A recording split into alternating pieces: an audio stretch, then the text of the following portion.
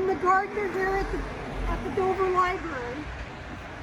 We've got some traffic today, but I'm going to try to speak up as much as possible. We're just going to talk a few minutes about what to do for pruning. I've got various tools here, and I'm going to lay them out. This is a lopper for cutting branches off of shrubs. I have two different types of clippers. They're both bypass clippers. They're used for mostly herbaceous and small twigs. But mostly what we're going to talk about today is how to prune and what to prune in horticultural maintenance of flowering shrubs. But we can relate pruning to all different types of plants, shrubs, trees, and woody perennials, say like roses. So the basics of pruning is we want to open up the shrub or tree for air and light to get in. And all plants are going to grow up and out toward the light. They all have different habits, but we want to have a healthy, open shape for our shrub to keep growing every year. So we're basically talking about flowering shrubs, and what we have here in front of us is a spirea. Spirea van Hoodii, that's a bridal veil. It blooms Memorial Day in our neck of the woods here in the Northeast, and it blooms on old wood. So what do I mean by blooming on old wood? It means it's got to grow out the new wood, and then it sets the flowers for the following year. So if we cut our spirea way back and took out next year's new wood, we're going to be taking out some flowers. But hopefully there's always enough that you're not taking more than 1/3 of any given plant at one time of living wood. So I have 4 basic principles of pruning: dead, diseased, diversity, and direction. So what do I mean by dead or diseased? Well, it's pretty straightforward. If a branch or a twig is dead, you want to remove it. Same thing with disease. If bark is damaged, you want to remove it. So diversity, I like to talk about diversity in where you prune branches. But backing up a little bit, I wanted to talk about how to cut branches. If we take this branch coming off this spirea and we just cut it, we're cutting it, we want to cut it just above or below our branch that we want it to grow to next time. So here's a new growth branch that grew this year. I want to make a nice clean cut back behind for the branch to heal. So if we could imagine our arm as a limb off a tree or shrub, and we're cutting it off at the elbow, it's got a callus from the elbow to the shoulder. So really we want to cut it off cleanly at the shoulder so that there's no overhang for water or disease to be able to get into the stems. So a clean cut means a healthy cut. So here's a place where a branch is coming off, and we like it because it's growing in the direction we want it to grow in. And rather than cutting it out here and leaving a little stub, we're going to follow it in. I'm going to take this little under branch off so it can be seen better. And then cut right to the stem so it can heal underneath. It looks better in plants, but it takes more work and effort to make better cuts. So when we're talking about bigger cuts, bigger than your fingers, you want to move from your clippers to your locker. And lockers, you want to cut cleanly through the stem. They can cut branches up to probably an inch or an inch and a half in diameter.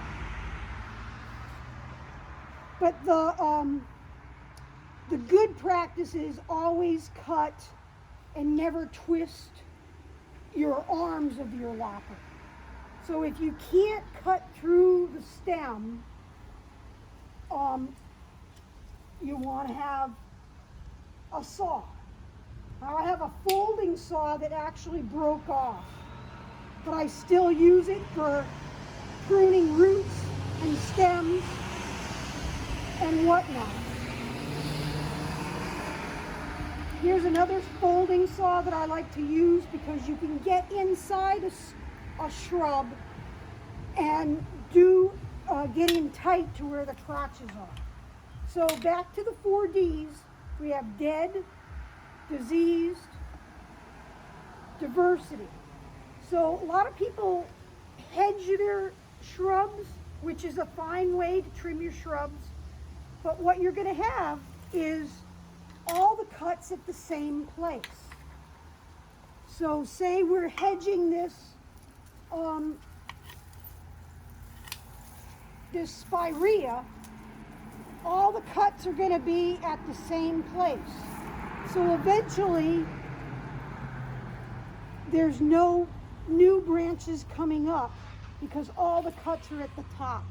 They're going to keep coming from the top. But there will be ones that die back in the middle, and those dead branches that don't re-sprout are blocking air and light for getting into the shrub. So we want to physically go through the shrub and thin it. Now, when I talk about direction, we have lots of branches coming in lots of different directions. Some cross through, but basically you want to think about many different stems growing up and out. So if we have a plant that's growing in full sun, which most flowering shrubs and trees you want to be in full sun, you have, say, these branches, and we're faced south, everything's going to be growing this way. So when we get down into the shrub, we might have branches from the north side of the shrub crossing through to get at the light on the south side. So those will be the ones we'll want to think about what direction you're growing in. So we thin thoroughly throughout the whole shrub. Some of the biggest stems that are going in the wrong direction. And also just bigger stems are going to be the older stems. So in order to renew shrubs for flowering, for continuous flowering every year, we want to thin some of those biggest branches and remove them. But some we might not remove all the way to the ground. That brings in the diversity. So rather than making all the cuts like a hedge at one level and trimming it all to one height, we can still cut basically to have it at a certain height, but we want to have diversity of where we make the cuts. So rather than having all the cuts at one place, we might cut some all the way to the ground. So I'm going to walk around this spirea and just show you from the other side what I'm talking about. I don't know if you can see into this shrub, but it's fairly, thick. I like to be able to see through the shrub when I get finished. Now, say I want my height to be no higher than 4 feet. I can start with the height and go from there. I can also go for thinning first and then do the height last. And that's what I like to do. Old timers say, when is a good time to prune? Anytime you have your sharp shears or saw or lopper. Ideally, with flowering shrubs, right after they bloom is a great time to renew them and prune them on an annual basis. But being a gardener, most of the time I'm so busy during the season that my pruning, I do it in the fall and the winter when I can see into the shrub, when you don't have the foliage to block to see what you're doing. So with this spirea, we have some brown stems that are newer growth, and then we have some darker stems that are even older growth. And I'm talking about size of diameter. So here's a straight up branch that was cut probably at 3.5 feet, and it's branched off in several directions. It's coming pretty much almost right into the middle. So, oh, here's another one off that same stem that has a roundedness to it. So I'm going to step back to straight up, and I don't think I talked about angles. I'm cutting this main stem on an angle, so the angle of the branch, so the water can't sit. So this is the end that's cut. It's cut on an angle. Most people, when they cut a tree down, you're cutting it straight across, parallel with the ground. So that's a perpendicular cut with the stem. But what happens when you cut it flat is rain and water, and it can sit on the stem and actually rot it, and disease, insects, it's a way to get into the shrub or tree. So the healthiest way is to always cut on an angle so water treads off. And then where it sprouts behind where you cut it or underneath where you cut it, then you can make your determination later on of, say you have 3 new branches coming from that lower stem, you can choose. So I always think about the shrub as a inner and outer. I don't know if you can see here, but here's a branch that was cut and it didn't re-sprout. So I'm going to follow that in further as far as I can with my lopper. So rather than it's cut at 10 inches, that top is totally dead, the bottom is totally dead. I cut it on an angle further down because that dead stem is keeping the light from penetrating for more new growth in the future. So you actually want to go through a shrub. What I like to do is take several large branches, stubbing them back at different levels. So this is re-sprouted underneath, and ideally, here's our stem to cut it. I could cut it to there. But here's where the lopper to get in there and make a nice clean cut is going to be hard. So that's where on a live branch, I might even use a sharp handsaw to get in there and make that cut closer to the stems. And then there's my healthy. Now I cut it below. This is growing straight up and in. This was heading more toward the outside. So I would probably choose to keep this and take that inner branch out and make my cut on an angle right there, promoting this new outside branch. So I'm going to go through here. It might be hard for you to see on this video, but I'm basically looking for the biggest branches, maybe 4 or 5 out of this whole shrub, to take to the ground, or 6 inches to the ground, to stub, to renew for smaller branches. And then I'm also looking for branches that are going in the wrong direction. So the wrong direction for this one is an inside one. It's going to be blocking air and light for the middle of the shrub. If you start in the back of the shrub, you know, this part of the shrub is facing the street. That's what most people see. So I always tell people, when you're beginning, start in the back of the shrub, so if you make a mistake, you won't see it right away. So here again is a branch that's in the back of the shrub, but see how it's crossing all the way through the plant to get at the light on the sunnier side. So here's another branch that I could trim back. Now I've cut one at 2.5 feet, 3 feet.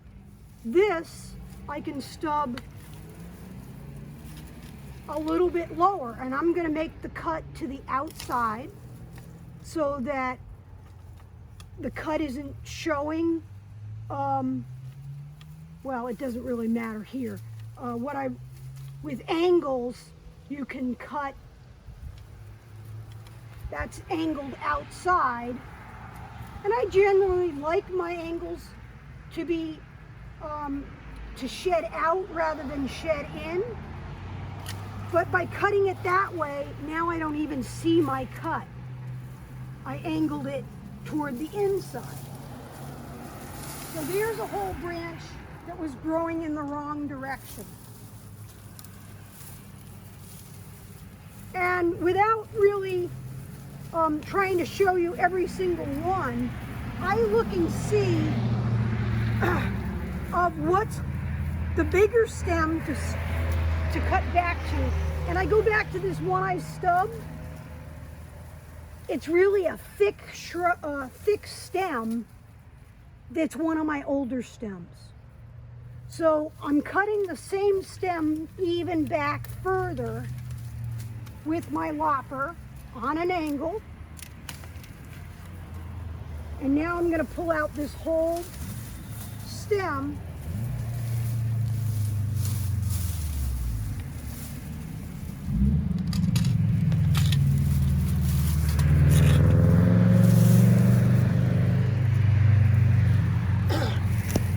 And I'm going to stop here.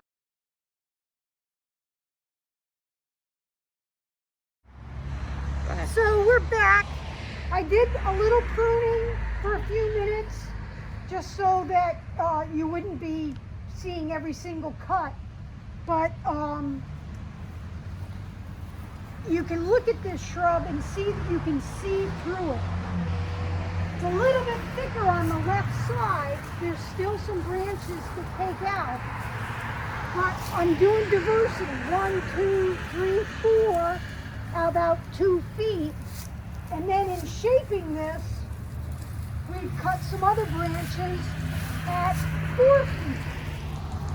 We can always cut them again if they don't sprout. And a lot of what was inside here, and there's still some dead branches that I need to take out. See, that was cut on an angle a few years ago. It's dead all the way to the bottom, and I just worked it out. But by taking that dead, it allows more air and light to get into the shrub. So in finishing off, there's always more to do. See, that's not completely dead, but there was dead branches in there. That might have been a better cut there. But if you can look at our pile, it's probably a good third, if not a little bit more, but we're talking about living wood. So, just to generalize and recap, we want to cut on an angle. Live wood, don't take more than 1/3 of wood at any given time. The 5 or 4 Ds: dead, diseased, direction, and diversity. So I tried to make cuts at different levels, being diverse in where I made the cuts. And then direction is more in shaping and looking to crossing branches. There's always exceptions to these rules, of course, but if you follow directions of where the branch wants to grow, let it grow in that direction in an equal opportunity. So if we make diversity cuts, we'll have more choices down the road. Whereas if you make all the cuts, say cut the whole thing down at the bottom, we're going to have to wait 5 to 7 years for it to grow up again to have more choices. And start small, but have pruners, have a lopper, a handsaw. I love these foldable hand saws. They can get in tight spaces. And be careful. I don't have gloves on today, but I usually always prune with gloves on. And have fun.